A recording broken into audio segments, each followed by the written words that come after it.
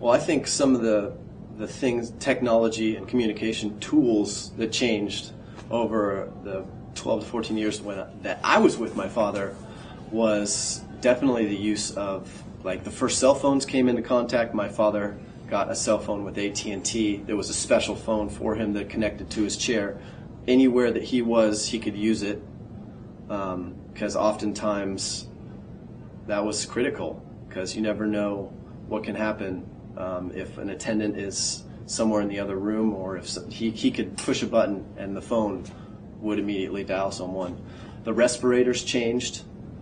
They required less power. They were smaller. They were less weight. And that was probably like 2 or 3 times that changed over a period of like 10 years. And then also the batteries changed. They lasted longer.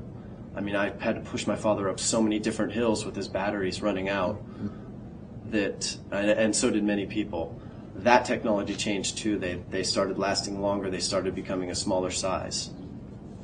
Those were 3 critical points. He never replaced his chair.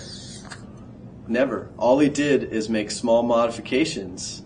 He just would put a little pad here, or he'd make an adjustment to the padding on the side. Nothing ever changed about that, because he had such specific requirements for his body in a chair that he never wanted to have it changed. We had this amazing group in Stanford make up a brand new chair for him that eventually turned out costing as much as a Porsche. But in the end, there was such specific wants and needs for my dad on how he had to have a pad on his right knee right here, and then on the left one when it was lower, how he sits in his body because one hip's a little higher than the other, and how that adjusts on the back, and what you need for the padding on the back, how he could operate his hand on the left-hand side, but his right hand had to be at a specific angle with padding in between a couple of the fingers. It was so specific that there was always modifications to be needed, so he always liked his original chair. One thing that my father and I shared together, which he was always proud of, was the curb cuts. Because he invented curb cuts, we always tested curb cuts, me and him. I was either riding in his chair, but how sloped was the curb cut? How much of a drop-off was there at the end? My father had about 8 inches between his battery cell and the ground.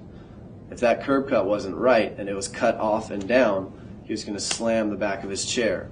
I mean, curb cuts, completely utilitarian. I mean, the greatest good for the greatest number of people. I mean, I would be rollerblading by the side of them, or riding my bike, or simply walking. My version of testing the curb cut was, when my father went down it, I would stand on the side and look. And how did it go? How smoothly did the chair go? Did the chair go down right into the street? No problem. Those were beautiful. Or there was times when it would come down and bam, there would be such a drop off, and it would hit the back of his chair, and that would bounce my father's neck in a brace, and that caused, because he didn't have shocks on his chair, so he felt every part of the road. So if there was a drop off right there and it hit the batteries, he'd get a little jolted.